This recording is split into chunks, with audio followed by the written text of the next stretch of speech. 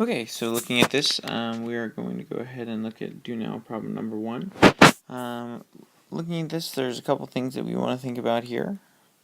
And as you're going through this, you should be thinking about the justifications as I'm going to say them out loud. So looking at this, I see some subtractions in here, and in order to use all of the skills that we have, we want to go ahead and get rid of those subtractions and turn them to additions. So my first step here is going to be changing that subtraction to add the opposite. And so I'm going to add the opposite, which is negative 15.2. I'm then going to go ahead and add some things together. I'm going to go ahead and deal with these decimals together. I'm going to go ahead and associate these two particular pieces here using the associative property, and I'm going to go ahead and add those two things together. 3 plus, and I have a negative plus a negative, so those are going in the same direction. I'm going to add those together, and it's going to remain negative 15.4. And now I can go ahead and think about the rest of this. I have 3 plus negative 15.4. So we have opposite signs. They're cutting into each other. I need to subtract them.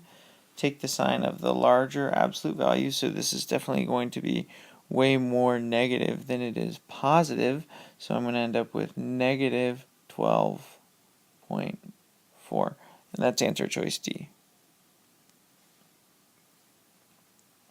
Looking at the second do now problem, there are a couple different ways to do this. Now, to me, changing this into an improper fraction is going to make a big mess. So what I'm going to do is I'm going to go ahead and break apart this into its own addition, 32 plus negative 12 plus negative 7/8. That allows me to associate the integer portion here. 32 plus negative 12 gives me 10 plus negative 7/8. So adding negative 7/8 is going to take me backwards. So thinking about this on a number line, I would be at 10, but I'd be going backwards 7/8. So that's going to take me between 9 and 10. And if I'm just counting backwards, I'd have 9 and 7/8, 9 and 6/8, 9 and 5/8, 9 and 4/8, 9 and 3/8, 9 and 2/8, and 9 and 1/8 as my answer here. Answer choice B. Alright, let's move on and look at our aim for today. Today's aim is Kipsters will be able to be able to multiply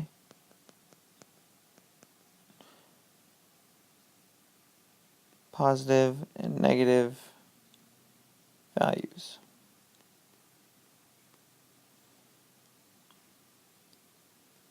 Okay. So looking at this, we're going to have to explore a little bit here the idea of multiplying positive and negative values. And we're going to start by just kind of thinking about what is multiplication at its base. Well, when we first learned about multiplication when we were younger, we probably learned that multiplication was just a fast way to model repeated additions. For example, we knew 5 plus 5 plus 5 was the same thing as 3 times 5. Or we could call it 3 groups of 5.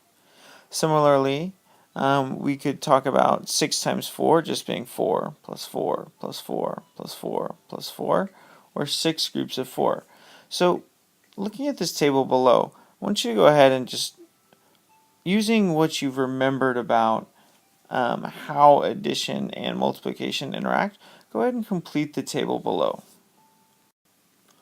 As one quick example, this would be the multiplication of 3 times 3, 3 groups of 3.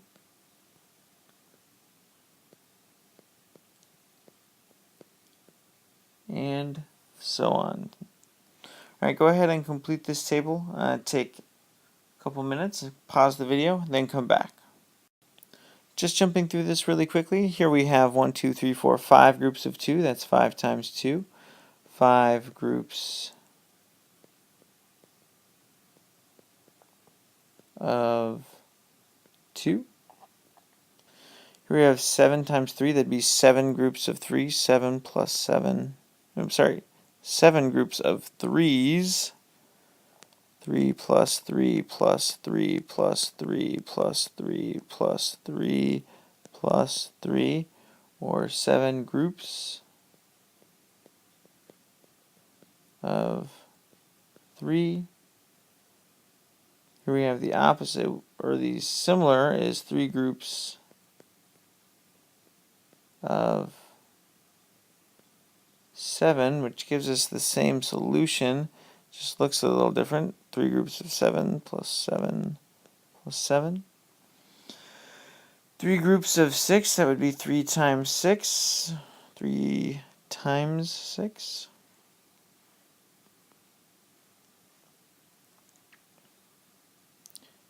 And that would be 3 groups of 6 would be 6 plus 6 plus 6.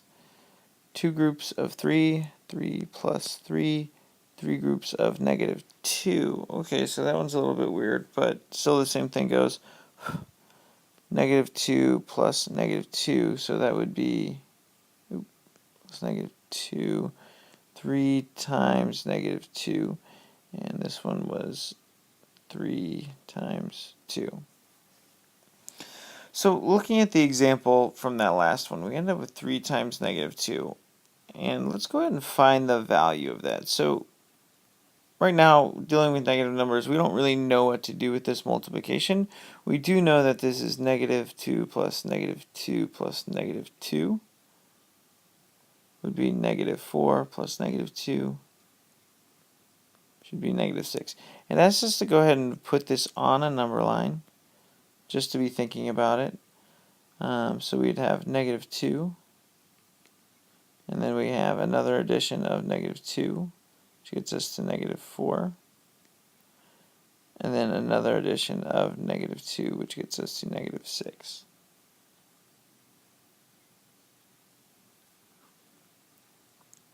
So our value here is negative 6. And so what we can see, and we can start to generalize, is that whenever we have a repeated addition of negative numbers, or we're multiplying a positive times a negative, we're going to end up with a negative solution. We're going to go ahead and explore that by completing this table over here, which just deals with a bunch of negative numbers. So it's the same idea, just completing the negative numbers, and we're going to find the value at the end. So multiplication here.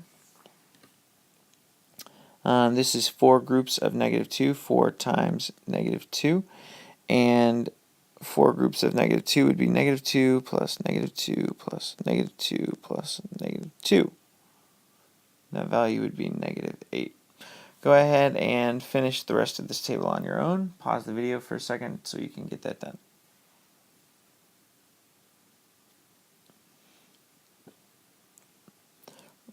Okay, just jumping through this really quickly. 3 groups of negative 5, so that's 3 times negative 5 would be negative 5 plus negative 5 plus negative 5. It's going to be negative 15.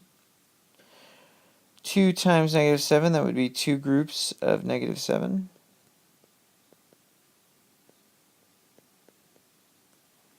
Or negative 7 plus negative 7, which would be negative 14. And here we have 4 groups of negative 3, which would be negative 3 plus negative 3 plus negative 3 plus negative 3. Adding that all together, I get negative 12. And moving forward, this is negative 3, or 2 times negative 3, 2 groups of negative 3. 4 groups of negative 1, and 3 groups of negative 4.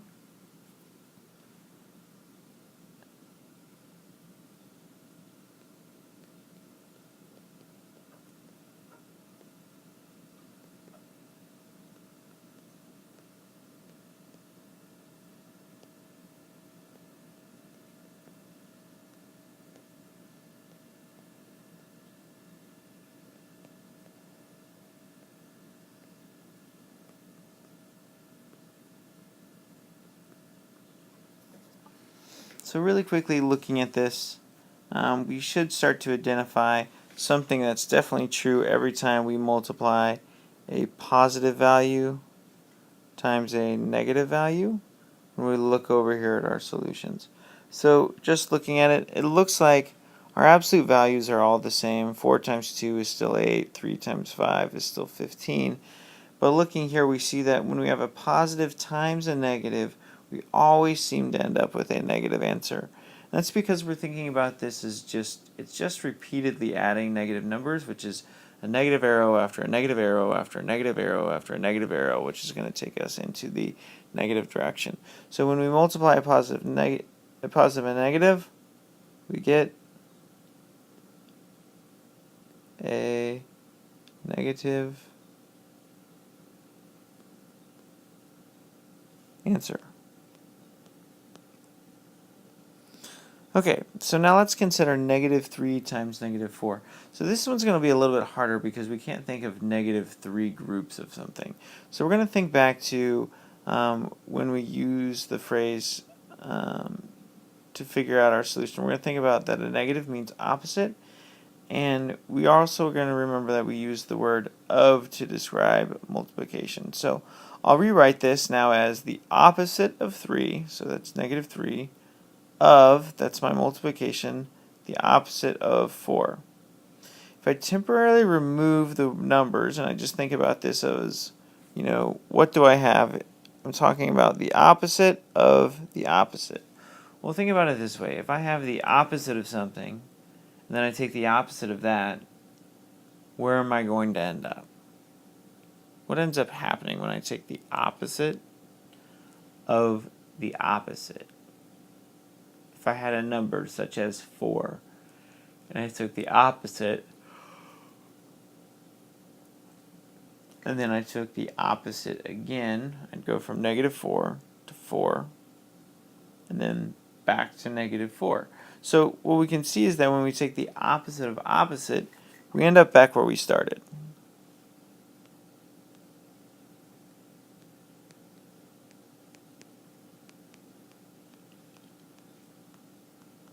So we end up back at the start. So in a lot of ways, when we see the opposite of the opposite, those opposites are kind of just canceling each other out.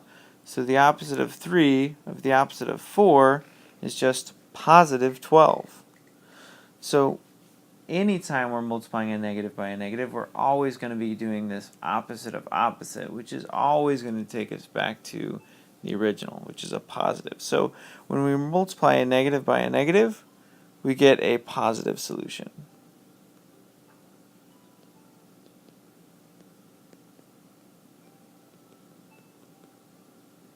And those are our two things that we need to note for today. So if it were me, I would probably be boxing this in or starring this. And same thing up here with this rule for positive times a negative, boxing it in, maybe starring it. So when I come back to my notes, it's really easy to find kind of the most important details here. Go ahead and flip on over to your partner work time, and we'll look at. So in both parts, I really just want you to complete the tables. Now the groups are just a little bit mixed up. And then over on the right hand side, again, complete the table, but all you really have to add here is the value. You're finding the value here. So keeping in mind your rules for when you multiply a positive and a negative, and your rule for when you multiply a negative and a negative, and this should be pretty quick and pretty easy. So go ahead and pause and then come back to it. Okay, quick check of this. Big focus over here for today is obviously looking at our rules, really the rules for multiplication. The only thing that's different than regular multiplication is thinking about the sign of our values. So please really double check the signs of those values, whether they're positive or negative, and make sure that you have a clear understanding of why it should be positive or why it should be negative based on the rules that we came up with today.